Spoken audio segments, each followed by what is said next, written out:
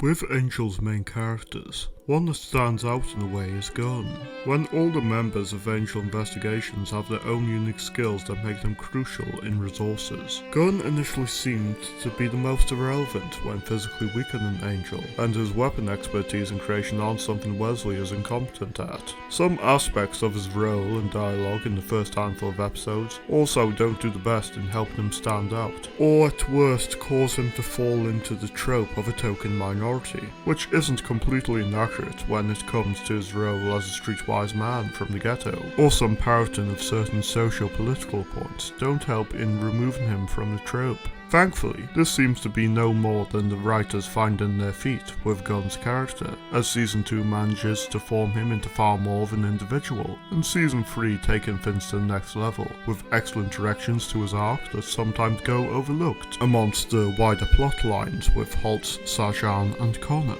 This occurs as early as the third episode of the season, in which Gunn's identity and loyalties are brought into conflict, with his old friends taking their battle against demons to directly hunting them, which brings them into conflict with Angel Investigations, wherein Gunn's affirmation that he doesn't consider Angel his friend but will not kill him displays the complexity of their bond, and how integral Gunn's upbringing is on his character that the audience needed reminding of. It's not long after that we get another reminder of how far Gunn has come from his stereotypical roots, with Jenoff wishing to claim the debt a young Gunn believing his life would be short-lived and meaningless had made of his soul for a truck. Part of this is due to his romance with Fred, and this leads into the next point of how Gunn is an improvement and evolution on certain racial tropes. In a lot of Western media in recent decades, it's become common to have a couple of black man and white woman in manners that are far less to do with character chemistry and more a political statement.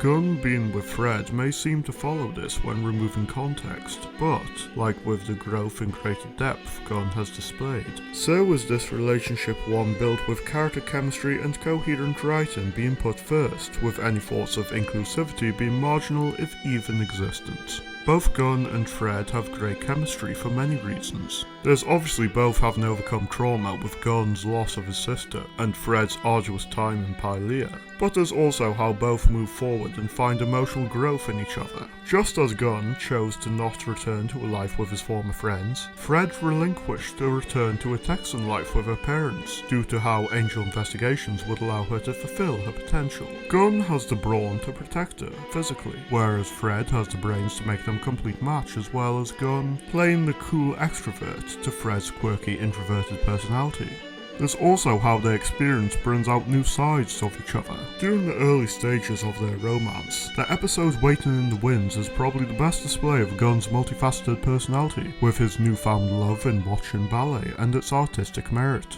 This, along with other pieces of dialogue in the season, shows him as awakening to both the softer and intellectual side beneath his exterior that make him far less of a direct opposite to Fred. It's this that makes Gunn an interesting character. It's not just the simple trope of hidden depth or intellectual tough guy, as his embracing of these hidden aspects also symbolizes fully moving away from what identity he'd built before meeting Angel that act as some level of security, an individual leader as opposed to part of a team, yet becomes far more embracing of his nature through his time spent with Fred in a very nurturing manner. It can't be ignored how important the later seasons are for both their relationship and Gunn's character arc as a whole. The turning point for their relationship is in Season 4, when Gunn attempts to prevent Fred from being overcome by vengeance, when dirtying his hands in ending Seidel's life, rather than her doing it, and this act causing their relationship to fall apart, both in Fred feeling unfulfilled by the choice, as well as the impact of Gunn having crossed such a line.